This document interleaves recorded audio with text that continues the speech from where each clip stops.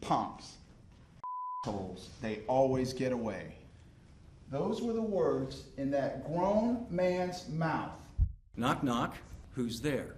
George Zimmerman. George Zimmerman, who? All right, good. You're on the jury.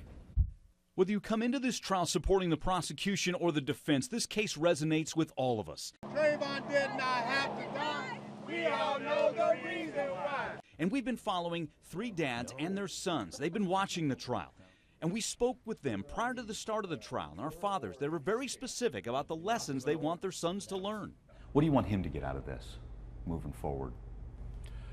I think an appreciation on the differences that we have in this country still, and that we all live in this great country, but there's still people with a lot of differences, and they view things differently. You give everyone a chance, and everyone's inherently good, but everyone has that choice and that right to do something that is not good. No matter what, race, ethnicity you are, if you do a bad thing,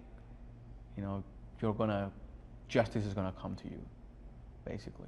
Regardless if you're white, Hispanic, black, regardless. These fathers are pivotal in raising these boys to become men. And sometimes it requires the tough conversations, even when their sons would rather talk about lighter topics. They're not the funnest conversations we have, right, Cole? Right. Conversations about sports are way better. It's a pretty serious topic. What were your thoughts? What did you think about everything? I didn't really think of nothing. Did you have questions for your dad about any, why did you say this, or why did, just about what you heard? No. Though the sons become low-key when our talk turns to race, the fathers watch them come alive when interacting with each other and hope that they'll live in an America that embraces diversity. The interaction that he has with Caucasian people, with black people, Hispanic people, people from Asia, it's on an everyday basis. And when I grew up, it was only in my neighborhood, it was only, Mexican people. But nowadays, the culture is so mixed that hopefully as they grow up with that interaction, for them it's kind of normal. Having the case come about at his age, at my son's age, is sort of a good time to have those conversations. Do you think his burden is lighter than your burden? I hope so. I hope so. Time will tell, and he'll be able to tell. Then you have things like this. Who do you recognize that to be, man? No, Trayvon Benjamin.